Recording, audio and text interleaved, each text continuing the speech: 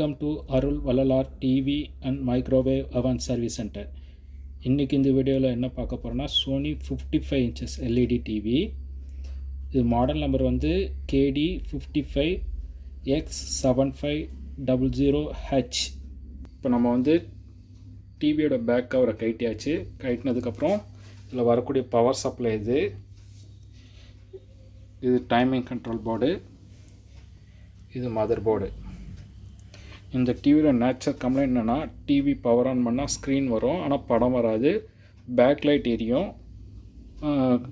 டிஸ்பிளேயில் வந்து பார்த்திங்கன்னா ஒரு மாதிரி மைல்டாக டல்லாக வயலட் கலரில் இருக்கும், பட் பிக்சர் வராது. இதுதான் இதோடைய கம்ப்ளைண்ட்டு. அதுக்கப்புறம் இந்த பிசிபியில் வோல்டேஜ் மெஷர் பண்ணோம். மெஷர் பண்ணும்போது வோல்டேஜ் எல்லாமே ட்ராப் ஆச்சு.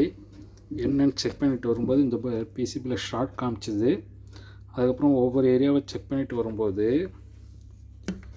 இதில் இந்த ஏரியாவில் இருக்கக்கூடிய காம்பனண்ட் ஃபெயிலியராக இருந்தது. அது ஷார்ட் வந்து அது காம்பனண்ட் ஷார்ட் ஆன காம்பனண்ட்டை எடுத்தாச்சு. எடுத்துகிட்டு நியூ காம்பனண்ட் ஃபிக்ஸ் பண்ணியாச்சு. ஃபிக்ஸ் பண்ணிவிட்டு இப்போ டிவி ஆன் பண்ண போகிறோம். நியூ காம்பனண்ட் ஃபிக்ஸ் பண்ணதுக்கப்புறம் டிவி ஆன் பண்ணால் சோனியின் லோகோ வந்துருச்சு.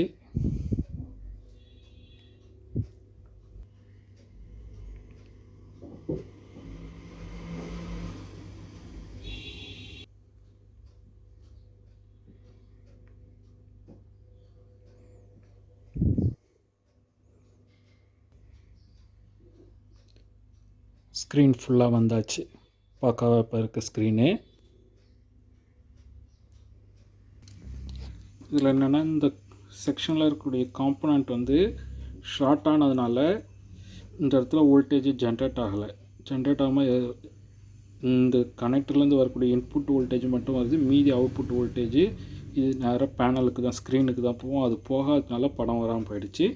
ஸோ இந்த ஃபெயிலியரான காம்பனண்ட் ரீப்ளேஸ் பண்ணோடனே எல்லா வோல்டேஜும் ஜென்ரேட் ஆக ஆரம்பிச்சிருச்சு. வோல்டேஜ் ஜென்ரேட் ஆனோடனே ஸ்க்ரீனுக்கு போகக்கூடிய சிக்னல்ஸு வோல்டேஜ் எல்லாமே ப்ராப்பராக போக ஆரம்பித்தோடனே பிக்சர் வந்துருச்சு. இப்போ என்னென்னா இது டிவி ரெடி ஆகிடுச்சு.